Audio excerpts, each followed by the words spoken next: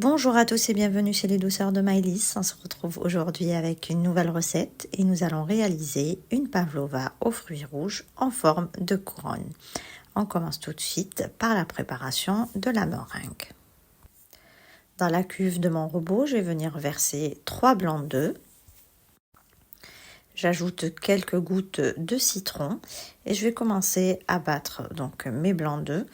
Dès que mes blancs d'œufs deviennent légèrement mousseux, je vais venir y verser 100 g de sucre. Et je continue donc à bien fouetter ma meringue jusqu'à obtention d'une belle meringue bien lisse et bien brillante. Voici donc ce que l'on obtient. À cette étape, je vais venir ajouter 100 g de sucre glace et je vais continuer à battre ma meringue jusqu'à ce qu'elle prenne une belle consistance. Elle sera bien brillante et bien lisse. Ensuite, je vais verser ma meringue dans une poche à douille et on va commencer le montage de notre pavlova.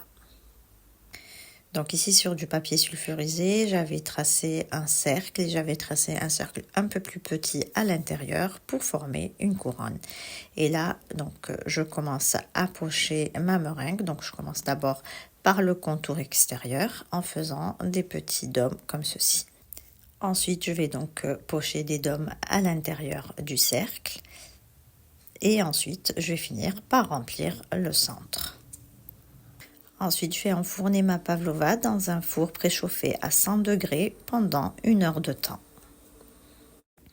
Je passe à présent à la préparation de ma chantilly mascarpone. Ici, donc dans mon bol du robot, je vais venir ajouter 100 g de mascarpone.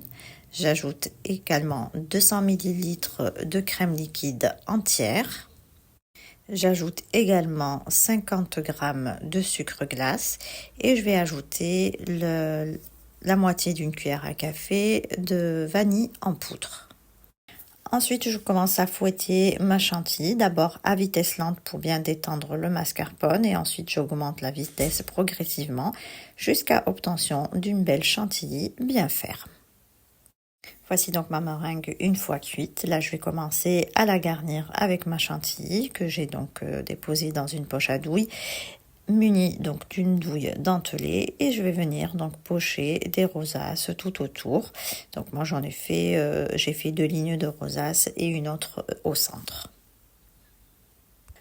Ensuite, pour la décoration, j'ai opté donc pour des fruits rouges. Donc j'ai mis quelques framboises, des fraises, des myrtilles, des cranberries et de la groseille. Et pour rappeler un petit peu la verdure donc qu'on retrouve dans une couronne, j'ai ajouté quelques brins de romarin. Ensuite, j'ai conservé ma pavlova au frais jusqu'au moment de la dégustation.